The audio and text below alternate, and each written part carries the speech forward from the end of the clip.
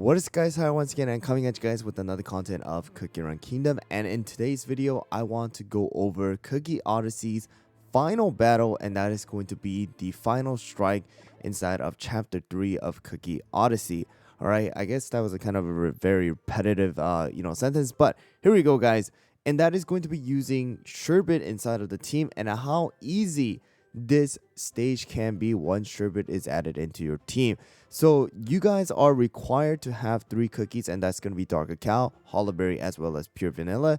Those are going to be our 3 ancient cookies, and you yourself can place 2 additional cookies inside of the team to aid these 3 ancient cookies inside of the battle. So Sherbet is going to be our first cookie that you guys can use to make this stage super easy. So in the past I've used Wildberry, Caramel Arrow, I've used Eclair and other cookies to go and beat this particular stage. However, with the addition of Sherbet, this stage becomes super easy, and you guys can use someone like either Carol or even Cream Unicorn or Pomegranate or anyone like that to do additional healing and supporting your cookies. Or you guys can honestly add someone like Frost Queen to freeze the enemies because they actually get frozen and deal a ton of burst damage to Affogato, Licorice, Pomegranate, and Poison Mushroom that are going to be pretty much of a nuisance while you guys are versing the Cake Witch.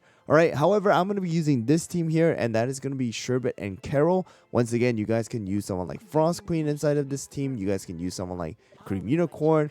You guys can use someone like Cotton. You guys can use Macaron. You guys can use Pomegranate if you guys would like to.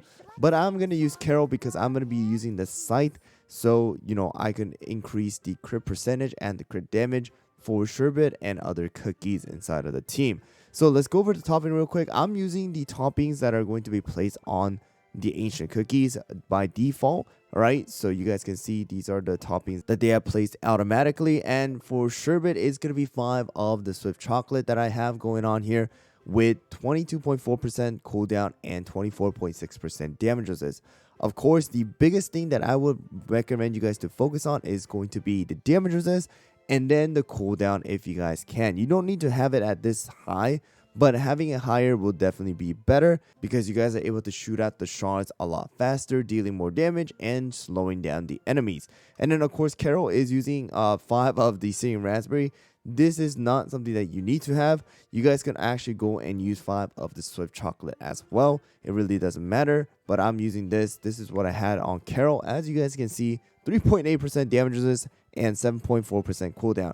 And you can see my Carol is 1-star Ascension, so it is definitely a bit higher than others. And Sherbet is going to be at 5-star promotion, but that doesn't really matter. What really matters is going to be your lab as well as your bond and your treasure level. So that's going to make the biggest difference when you guys are playing this game. Alright, so let's go into it guys, and let me show you guys how strong Sherbet can really be. Alright, so I'm doing this because somebody did ask me to try Sherbet inside of the final strike.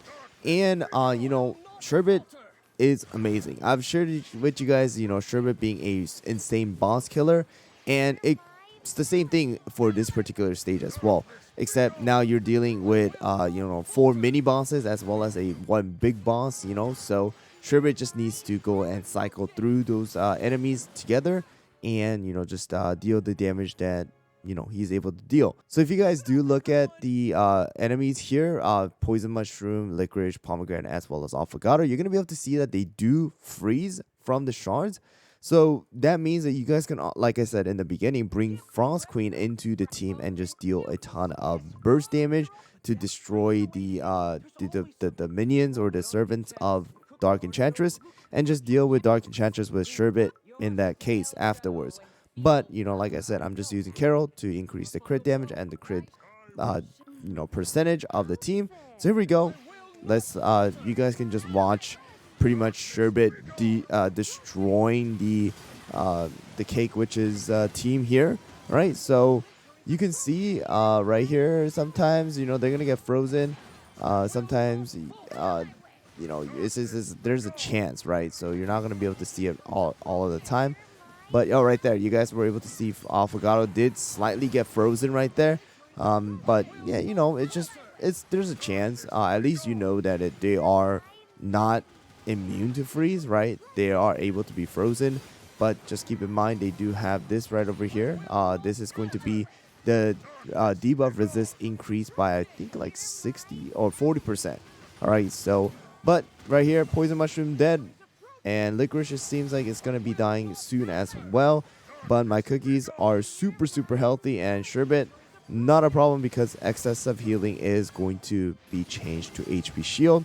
Alright, and once pomegranate is dead, all 15 shards are going to be flying at Dark Enchantress and increasing that frost stack here, guys.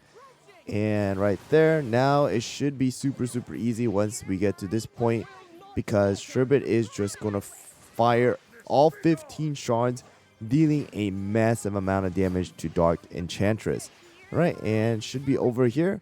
Right, so 35 seconds remaining. And of course, if you guys have a better topping set for Hollyberry, dark cacao, as well as pure vanilla with your own cookies, then this is going to be a lot easier. But you can see 16 million damage coming out from sherbet, guys. Sherbet is absolutely amazing for this kind of stage, and so I definitely recommend you guys to take advantage of it. Super easy, guys. So good luck with the final strike, guys, and I'll see you guys all on the next one.